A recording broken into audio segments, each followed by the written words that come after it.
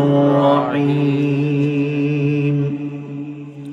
إن الله وملائكته يصلون على النبي يا أيها الذين آمنوا صلوا عليه وسلموا تسليما সবাই মহব্বতে পড়ি আল্লাহুম্মা মনিটরের সাউন্ড একটু বাড়াও একটু বাড়াও এতবার বলে দিতে হবে কেন وعلى آل سيدنا مولانا محمد জন্ম আমার নবীর যুগে হলে কেমন হতো জন্ম আমার নবীর যুগে হলে কেমন হতো দুনয়নে রাসূল পাক দেখিলে কেমন হতো দুনয়নে রাসূল পাক দেখিলে কেমন হতো জন্ম আমার নবীর যুগে হলে কেমন হতো জন্ম আমার নবীর যুগে হলে কেমন হতো আল্লাহুম্মা সাল্লি আলা সাইয়্যিদিনা মাওলানা মুহাম্মদ ওয়া আলা আলি সাইয়্যিদিনা মন আমার কাঁদে রে প্রাণ আমার কাঁদে রে যেতে সোনার মদিনা মন আমার কাঁদে রে প্রাণ আমার কাঁদে রে যেতে সোনার মদিনা যে মদিনা ধন্য হলো যে মদিনা ধন্য হলো তব নিশানা মন আমার কাঁদে রে প্রাণ আমার কাঁদে রে যেতে সোনার মদিনায় আল্লাহুম্মা সাল্লি আলা মাশাআল্লাহ মাওলানা মুহাম্মদ ওয়া আলা আলি সাইয়্যিদিনা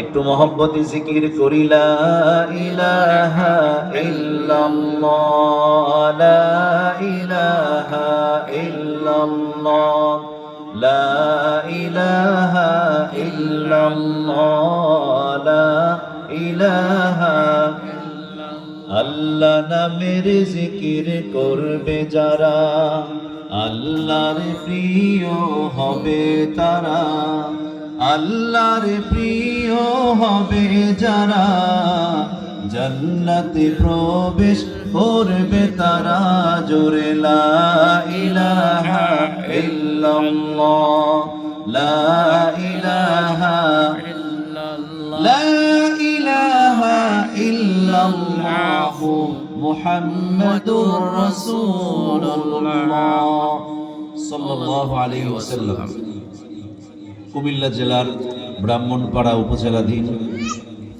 চান্দলা ইউনিয়নের অন্তর্গত ঐতিহ্যবাহী জনপদ বলাখাল যুব সমাজ ও প্রবাসীদের উদ্যোগে বলাখাল কেন্দ্রীয় জামে মসজিদ প্রাঙ্গণে আয়োজিত প্রথম বার্ষিক তাফসীরুল কোরআন মাহফিলের সম্মানিত সভাপতি সহসভাপতি আমন্ত্রিত উলামায়ে কেরাম পরিচালক সহ মঞ্চ উপবিষ্ট সম্মানিত মেহমানবৃন্দ এবং মাহফিলের প্যান্ডেলে অবস্থানরত প্রিয় মুসল্লি ভাইয়েরা পর্দার আড়ালে মা এবং বোনেরা রাস্তায় এবং দূর দূরান্ত থেকে যারা আজকের মাহফিল শুনছেন সকলের প্রতি আমরা কৃতজ্ঞতা জ্ঞাপন করছি। আল্লাহ তাআলা আমাদের সকলকে ইসলামের জন্য দ্বীনের জন্য কবুল করুন, সকলে আওয়াজ করে পড়ছি আমিন।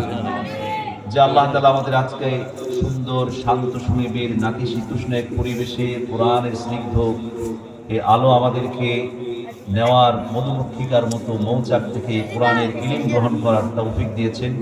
সে আল্লাহ তাআলার দরবারে আমরা প্রাণ খুলে হৃদয় নিংড়ানো ভালোবাসা জড়িয়ে রাতের নীরবতাকে ভেঙে সবাই উচ্চ কণ্ঠে আওয়াজ করে একসাথে একতালে পড়ছি আলহামদুলিল্লাহ। আলহামদুলিল্লাহ। প্রশংসা করলাম কার? আল্লাহ। সব সময় আমরা প্রশংসা করি কার? আল্লাহ। যারা প্রশংসা সব সময় করে তাদের প্রতি রাজি থাকেন কে? আল্লাহ। আমাদের আল্লাহ তাআলা রাজি থাকলে চলবে, পৃথিবীর আর কেউ রাজি না থাকলেও চলবে, শুধু আল্লাহ তাআলার ভালোবাসে আমরা চাই।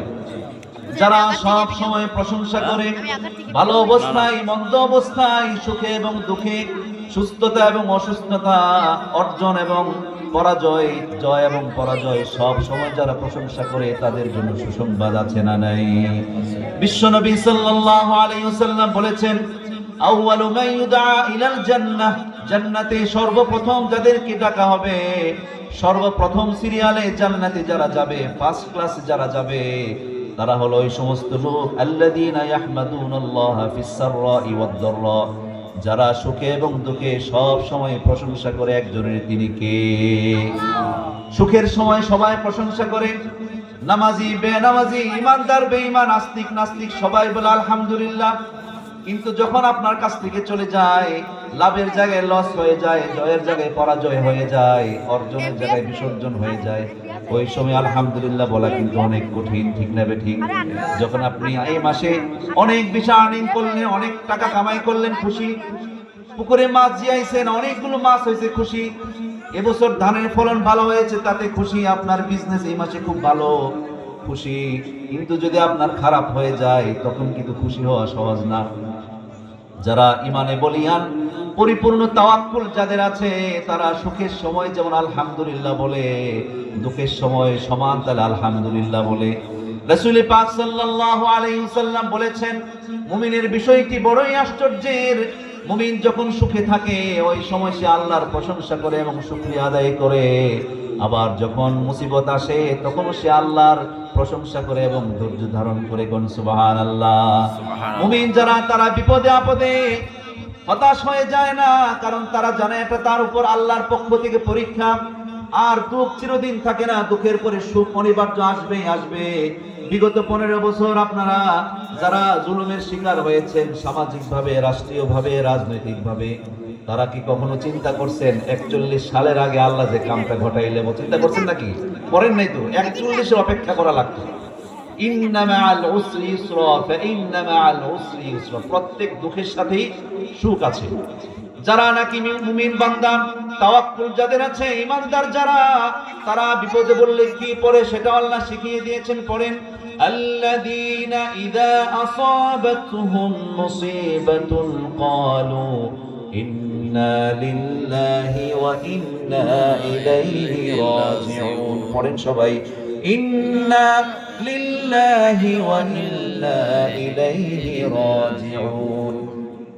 আমাদের সমাজে কোনো মুসলমান নরনারী যদি মারা যায়, ওই মৃত্যু সংবাদ বলার সময় আমরা পড়ি ইন্না লিল্লাহ। ইন্না লিল্লাহ শুধু মারা যাওয়ার ক্ষেত্রে ব্যবহারযোগ্য নয়, বরং এটার বহুবিধ ব্যবহার আছে।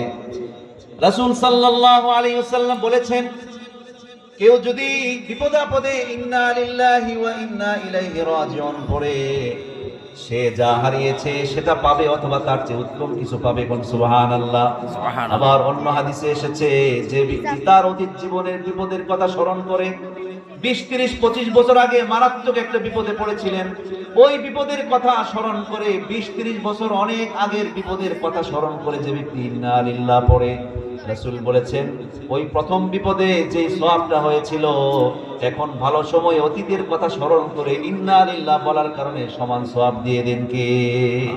প্রায় সময় আপনার সময়টা যদি ভালো যায়, আপনি আপনার 15 বছর, 20 বছর, 13 বছর, 2-3 বছর আগে যে বিপদে পড়ছিলেন, ওই বিপদের কথাটা স্মরণ করবেন আর পড়বেন ইন্না লিল্লাহি ওয়া ইন্না ইলাইহি রাজিউন। রাসূল বলেছেন, প্রথমবার বিপদে পড়ে যে সওয়াব তুমি পেয়েছিলে, এখন সুখের সময়ও অতীতের সেই কথাটা স্মরণ করা মাত্র ইন্না লিল্লাহ বললে আল্লাহ তাআলা সমান সওয়াব দান করবেন। সুবহানাল্লাহ বিহামদিহি। সুবহানাল্লাহ। রাসূল করিম সাল্লাল্লাহু আলাইহি ওয়াসাল্লাম বলেছেন, আল্লাহ তাআলা ওই বান্দার প্রতি খুশি যেই বান্দা এক লোকমা খাবার মুখে দেয় আর বলে আলহামদুলিল্লাহ, এক ঘুট পানি পান করে বলে আলহামদুলিল্লাহ, আল্লাহ ওই বান্দার প্রতি খুব খুশি। আর আমরা কেমন নাফরমান, যখন আমাদের মাটির ঘর ছিল, সলের ঘর ছিল, কাঠগাড়ি বেড়া ছিল, ওই সময় আমরা ঠিকই আল্লাহর নাম জপেছি। এখন যখন একতলা দুইতলা ডুপ্লেক্স বাড়ি হয়ে গেছে, সিঙ্গাপুর মালয়েশিয়াতে আমার দুই ছেলে থাকে, টাকার বালিশে আমি ঘুমাই, এখন আর বিসমিল্লাহ বলতেও মনে থাকে না, আলহামদুলিল্লাহ বলতেও মন চায় না। ঠিক না বে ঠিক? এটা অকৃতজ্ঞতা। ইন্নাল ইনসানা লাযুলুমুন কাফফার, নিশ্চয়ই মানুষ জাতিটাই জালেম এবং অকৃতজ্ঞ। জোরে বলে নাউজুবিল্লাহ। নাউজুবিল্লাহ। এই কারণে খাওয়ার সময় ভুলেও কখনো বিসমিল্লাহ ভুলবেন না। খাওয়ার শুরুতে বিসমিল্লাহি ওয়া আলা বারাকাতিল্লাহ, সবটা যদি মন পড়তে না পারেন অন্তত বিসমিল্লাহ বলে খাবেন। আর যদি খাওয়ার শুরুতে বিসমিল্লাহ বলতে ভুলে যান, আর এক নলা মাত্র বাকি আছে অথবা হাত ধুয়ে ফেলেছেন, হঠাৎ করে মনে হলো যে আমি আজকে বিসমিল্লাহ বলি নাই, রাসূল বলেছেন যখনই মনে হয় তখনই বলো বিসমিল্লাহি আউওয়ালাহু ওয়া আখিরা। পড়েন বিসমিল্লাহি আউওয়ালাহু ওয়া আখিরা। একদিন নবীজির সামনে এক সাহাবী খাওয়ার শুরুতে বিসমিল্লাহ বলতে ভুলে গিয়েছে। পরবর্তীতে হাত ধোয়ার আগে তার মনে হয়েছে দুই এক লুকমা বাকি থাকতে ওই ব্যক্তি বলল বিসমিল্লাহি আউওয়ালাহু ওয়া আখিরা। এই বিসমিল্লাহি আউওয়ালাহু ওয়া আখিরা শোনা মাত্র নবীজি হেসে দিলেন। সাহাবী বলেন, ইয়া রাসূলুল্লাহ, আপনি হাসলেন কেন? নবীজি বললেন, তুমি যখন বিসমিল্লাহ ছাড়া খাইতে শুরু করলে, তোমার খানার মধ্যে শয়তান অংশগ্রহণ করলো, খানার সকল বরকত সে খেয়ে ফেললো। যখন তুমি বিসমিল্লাহি আউওয়ালাহু ওয়া আখিরা বললা, শয়তানের মুখ থেকে সবগুলো খাবার বমি আকারে পড়ে গেছে। কোন সুবহানাল্লাহ। এই কারণে সকল কাজে বিসমিল্লাহ, ঘরে ঢুকতে বিসমিল্লাহ। আজকে সকালেও বলেছি মা বোনদের মহিলা সমাবেশে, রাসূল পাক সাল্লাল্লাহু আলাইহি ওয়াসাল্লাম বলেছেন, যে ব্যক্তি ঘরে ঢোকার সময়, নিজের ঘরে ঢোকার সময় আল্লাহর নাম না সারা ঘরে ঢুকে, ওই ব্যক্তির সাথে ঘরে ঢুকে শয়তান। কে ঢুকে বলেন? কে ঢুকে? শয়তান। এজন্য কুরআন আল্লাহ তাআলা সূরাতুন নূরে বলেছেন, হে মুমিনগণ, তোমরা নিজেদের বা অন্য কারো ঘরে ঢোকার আগে অনুমতি ছাড়া, সালাম ছাড়া প্রবেশ করবে না।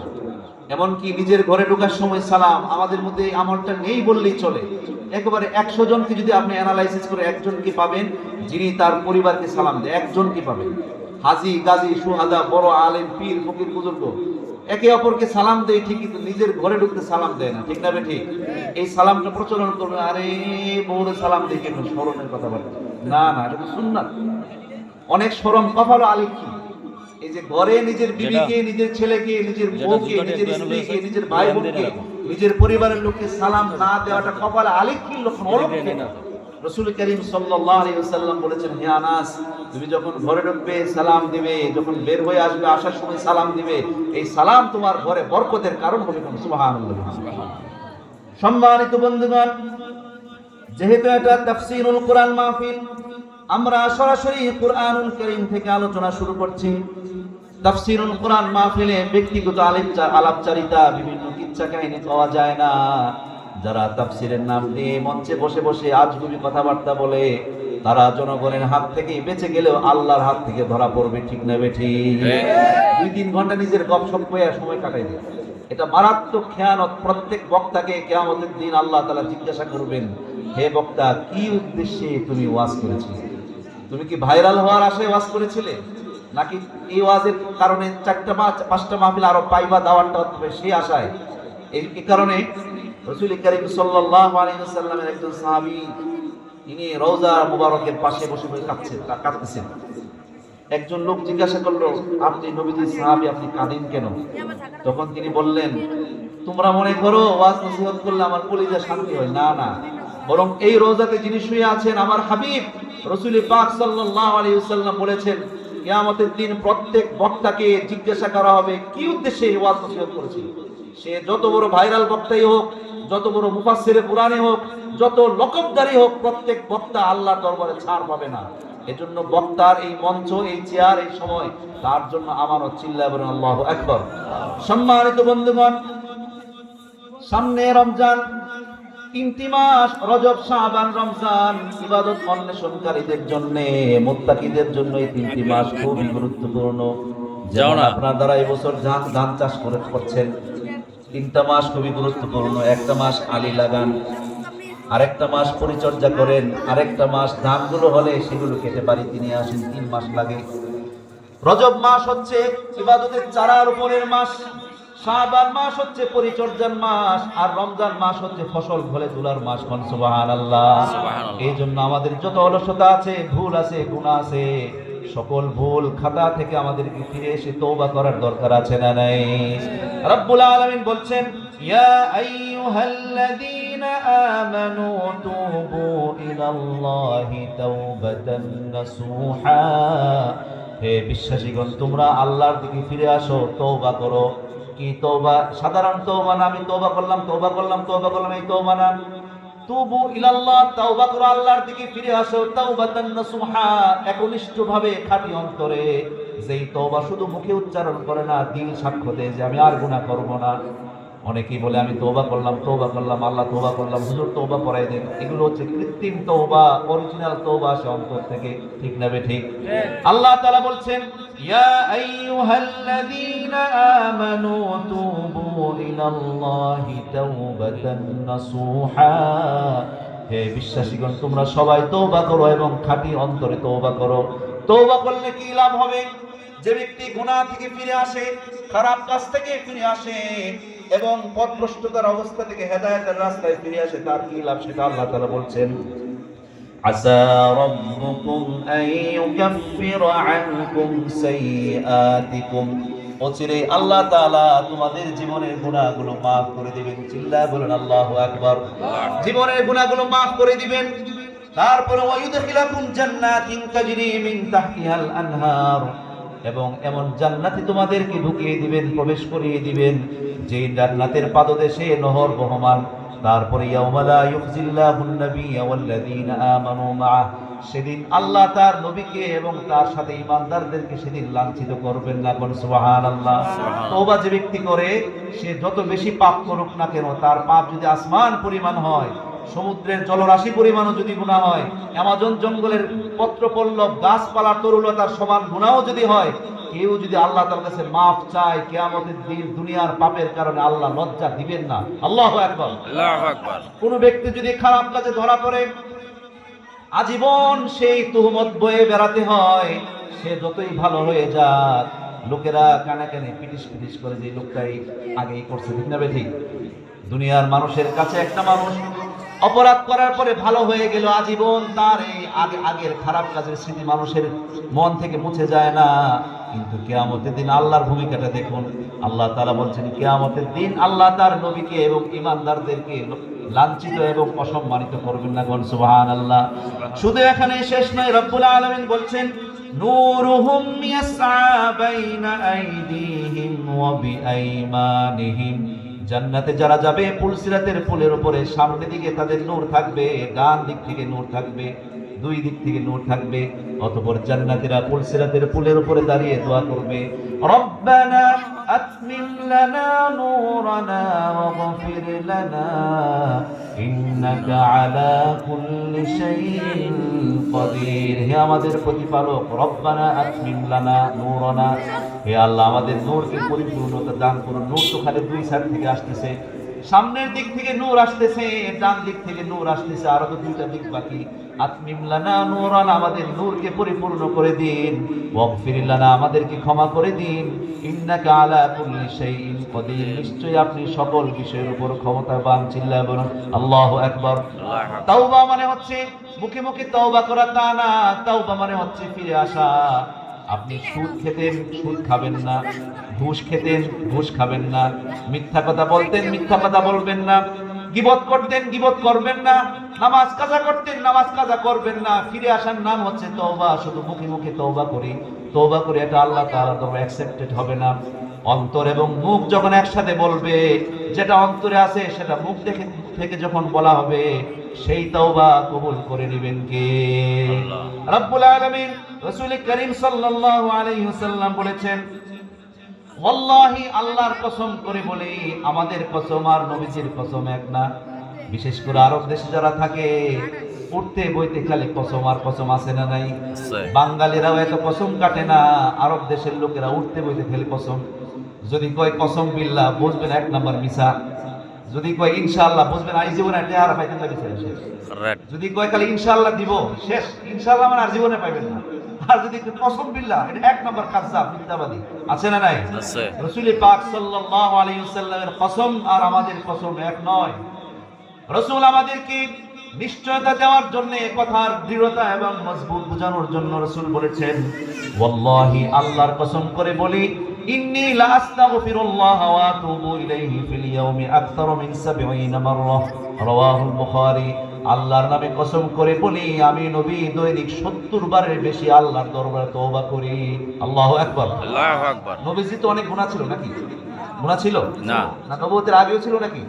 রাসূল করিম সাল্লাল্লাহু আলাইহি ওয়াসাল্লামের উপর যখন হেরা গুহায় ওহী নাজিল হয়েছে, তার পূর্বে তো তিনি সিভিল বেশে ছিলেন, তখনই কি কোনো গুনাহ করেছেন? কোন ইতিহাসে পেয়েছেন রাসূল কোনদিন মদ পান করেছেন, কোনদিন জিনা করেছেন, কারোর সাথে খারাপ আচরণ করেছেন? লিয়াগফিরা লাকাল্লাহু মা তাকদ্দামা মিন যামবিকা ওয়া মা তাআখখার। যে নবীর আগে এবং পরে কোনো গুনাহ নাই, সেই মাসুম নিষ্পাপ নবীজি বলছেন, আল্লাহর কসম আমি দৈনিক তওবা করি, ওয়া আতুবু ইলাইহি ফিল ইয়াউমি আকতার মিন 70 মাররা, 70 বারের বেশি তওবা করি, ইস্তিগফার করি। আল্লাহু আকবার, আল্লাহু আকবার। রাসূল করিম সাল্লাল্লাহু আলাইহি ওয়াসাল্লাম বলেছেন, ইয়া আইয়ুহান নাস তুবু ইলাল্লাহ, হে মানুষ তোমরা আল্লাহর দরবারে তওবা করো। আমাদের মধ্যে খেয়াল হচ্ছে তওবা হইবে সবে বলাতে, ইচ্ছা মতো তওবা করব, সবে কদরে তওবা করব, আর যখন আর পিঠ বিছানা থেকে উঠাইতে পারবো না, যখন বিছানায় শুয়ে যাব, ওই মরণের সময় হুজুর গাইতে তওবা করব। বাজান, এটার নাম তওবা না। তওবা সপ্তাহে হয় না, তওবা প্রতি সেকেন্ডে সেকেন্ডে হয়, প্রত্যেক মিনিটে মিনিটে হয়। কারণ আমরা হাঁটতে বসতে উঠতে ফিরতে গুনাহ করি কি করি না? গুনাহ সাগরে ভাসি, গুনাহ সাগরে, গুনাহ সাগরে। যে ব্যক্তি চায় যে আমি গুনাহ করিব না, আমার দ্বারা গুনাহ হইবে না, তাহলে সে দরজা বন্ধ করে ঘরে বসে থাকতে হবে। কারণ হাঁটলেই চোখের গুনাহ, কানের গুনাহ, মুখের গুনাহ, পায়ের গুনাহ, অভাব নাই, গুনাহ সাগরে আমরা থাকি। এই কারণে আল্লাহ রাসূল সাল্লাল্লাহু আলাইহি ওয়াসাল্লাম বলেছেন, হে মানুষ, ইন্নী আতুবু ইলাল্লাহি ফাইন্নী আতুবু ফিল ইয়াউমি ইলাইহি 100 মাররা, আমি 100 বার আল্লাহর দরবার তওবা করি। 100 বার। কয়বার? 100 বার। যেই নবীর গুনাহ নাই, আগেও গুনাহ নাই, পরেও গুনাহ নাই, সেই নবী 100 বার তওবা করলে আমরা বোধহয় 1-2 বার করলেই চলবে নাকি? আরো বেশি করার দরকার আছে না নাই? রাসূল করিম সাল্লাল্লাহু আলাইহি ওয়াসাল্লাম শিক্ষা দিয়েছেন, নবীজি বলেছেন যে প্রত্যেক ফরজ নামাজের পরে নবীজি নিজে পড়তেন আস্তাগফিরুল্লাহ আস্তাগফিরুল্লাহ আস্তাগফিরুল্লাহ 3 মাররা। 3 বার নবীজি প্রত্যেক ফরজ নামাজের পরে পড়তেন আস্তাগফিরুল্লাহ আস্তাগফিরুল্লাহ আস্তাগফিরুল্লাহ। এখন পড়েন না সবাই একবার, আস্তাগফিরুল্লাহ আস্তাগফিরুল্লাহ আস্তাগফিরুল্লাহ। অর্থ কি? হে আল্লাহ, আমি আপনার কাছে মাফ চাই, হে আল্লাহ আপনার কাছে ক্ষমা চাই, হে আল্লাহ আপনার কাছে ক্ষমা চাই। রাসূল করিম সাল্লাল্লাহু আলাইহি ওয়াসাল্লাম প্রত্যেক ফরজ নামাজের পরে আস্তাগফিরুল্লাহ 3 বার পড়তেন। আলহামদুলিল্লাহ, এখন অনেক মসজিদে আমল চালু হয়ে গেছে। ফরজ নামাজের সালাম ফেরানোর পরে সর্বপ্রথম যেটা বলবেন সেটা হচ্ছে আল্লাহু আকবার। তারপরে বলবেন আস্তাগফিরুল্লাহ আস্তাগফিরুল্লাহ আস্তাগফিরুল্লাহ, আল্লাহুম্মা আনতাস সালাম ওয়া মিনকাস সালাম তাবারাকতা ইয়া যাল জালালি ওয়াল ইকরাম। তারপরে বলবেন লা ইলাহা ইল্লাল্লাহু ওয়াহদাহু লা শারীকা লাহু লাহুল মুলকু ওয়া লাহুল হামদ ওয়া হুয়া আলা কুল্লি শাইইন কাদির। তারপরে বলবেন আয়াতুল কুরসি। রাসূল বলেছেন, যে ব্যক্তি প্রত্যেক ফরজ নামাজের পর আয়াতুল কুরসি পাঠ করে পরবর্তী নামাজ পর্যন্ত সে আল্লাহর হেফাজতে থাকে। চিল্লাবেন আল্লাহু আকবার। এটি একটি বর্ণনা। আরেক বর্ণনা আছে, যে ব্যক্তি প্রত্যেক ফরজ নামাজের পর আয়াতুল কুরসি পড়ে, ওই ব্যক্তি মৃত্যুর সাথে সাথেই জান্নাত, অর্থাৎ মৃত্যুই তার একমাত্র বাধা। সুবহানাল্লাহ। আচ্ছা, আয়াতুল কুরসি পারেন কারা কারা? একটু কষ্ট করে যদি হাত তুলতেন, আল্লাহ তাআলা দেখতেন। মাশাআল্লাহ, সব হাত নামান। এটা আজীবন পড়তে হবে। এটা গ্যাস্ট্রিকের বড়ির মতো। গ্যাস্ট্রিকের বড়ি যারা খাওয়া শুরু করছে, চলছে না, ভাত না খেলে মাগার বড়ি কিন্তু খাইতে হবে মানে। এই যে আয়াতুল কুরসি দৈনিক 5 বার, দৈনিক 5 বার, দৈনিক 5 বার, প্রয়োজনে এর চেয়ে বেশি একবার পড়বেন। কারণ রাসূল করিম সাল্লাল্লাহু আলাইহি ওয়াসাল্লাম বলেছেন, যে ব্যক্তি, আবু হুরায়রা থেকে বর্ণিত, যে ব্যক্তি রাতে ঘুমানোর আগে আয়াতুল কুরসি পাঠ করে ঘুমায়, সারা রাত্র আল্লাহর পক্ষ থেকে একজন ফেরেশতা তাকে পাহারা দেয় যতক্ষণ সে ঘুম থেকে না জাগে। আল্লাহু আকবার। তাহলে দৈনিক 6 বার, এটা 6 বার। ফজরের পরে একবার, জোহরের পরে একবার, আসরের পরে একবার, মাগরিবের পরে একবার, এশার পরে একবার, যদি মনে থাকে ঘুমানোর আগে একবার। আমরা তো ঘুমারে দোয়াই পারি না, মোবাইল টিপতে ঘুম কি এর আল্লাহুম্মা বিসমিকা আমুতু ওয়া হিয়া খবর নাই। রাসূল করিম সাল্লাল্লাহু আলাইহি ওয়াসাল্লাম বলেছেন, যেই ব্যক্তি ঘুমানোর সময় আল্লাহর নাম ছাড়া ঘুমায় তার লগে ঘুমায় শয়তান। জোরে বলেন নাউজুবিল্লাহ। আবার অন্য হাদিসে এসেছে মানুষ যখন ঘুমাইতে যায় শয়তান মানুষের মাথার কাছে এসে মাথার কাছে তিনটা বান দেয়, তিনটা গিট্টু দেয়। প্রত্যেক গিট্টু দেওয়ার সময় সেই মন্ত্র পড়ে আলাইকা লাইলুন তবিল ফারকুত, আলাইকা লাইলুন তবিল, তোমার রাত্র অনেক লম্বা, ঘুমাও আর একটু ঘুমাও। এই মন্ত্র পড়ে তিনটে গিরু দেয়। ওই আল্লাহর বান্দা ফজর আযান শোনা মাত্র যখন ঘুম থেকে জাগে আল্লাহর নাম স্মরণ করে শয়তানের তিন গিট্টুর একটা গিট্টু খুলে যায়। ওই বান্দা যখন ওযু করে তখন দ্বিতীয় গিট্টু খুলে যায়। ওই বান্দা যখন নামাজে দাঁড়িয়ে যায় 3 নাম্বার গিট্টুটাও খুলে যায়। ফলে তার সকালটা হয় একবার পূর্ণ চিত্তে শান্তি এবং পবিত্রতা অবস্থায় সে সকাল করে। আর যে শয়তানের বান আর খুলতে পারে নাই, ফজরের নামাজও পড়ে নাই, কলুষতা অন্তর নিয়ে সে জাগ্রত হয়ে জুড়ে বলে নাউজুবিল্লাহ। যে ব্যক্তি 5 ওয়াক্ত নামাজ পড়ে ওই ব্যক্তির কাছে 5 ওয়াক্ত নামাজের 1 ওয়াক্ত নামাজ ছুটে যাওয়া তার সকল সম্পত্তি ছুটে যাওয়ার চেয়ে আরো ভয়ানক। ঠিক না ঠিক? আর যে ব্যক্তি নামাজ পড়ে না তার 5 ওয়াক্ত কি জুমা কি সব সময়, ঈদের নামাজ না পড়লে তার মন্তর জ্বালা সৃষ্টি হয় না। আর ঈদ নামাজ পড়ছি পড়ো যে আগে বছর পড়বো, আগে বছর আছে না নাই, কথা বলে আছে না নাই? এমন বহু মানুষ দেখবেন সমাজে, এই সমাজে নাও থাকতে পারে জুমার নামাজও তাই ঘুষতে নিয়ে দিয়ে খেতে কাম করে গাছ তুলে, কেউ মামা আজকে জুমা দেবেন না, জামু তো কতই পর বহুত আগে পড়ছি ভবিষ্যতে পড়ব। এভাবে কি আল্লাহর কাছে জবাব দেওয়া যাবে? ভাই জবাব দেওয়া যাবে? আপনি নিজেই নিজের সাথে ধোঁকাবাজি করছেন, প্রতারণা করছেন নিজের সাথে, আল্লাহর সাথে। কুরআনুল কারীমে রব্বুল আলামিন বলছেন ওয়াতুবু ইলাল্লাহি জামিআন আইয়ুহাল মুমিনুনা লাআল্লাকুম তুফলিহুন, তোমরা সকলে মিলে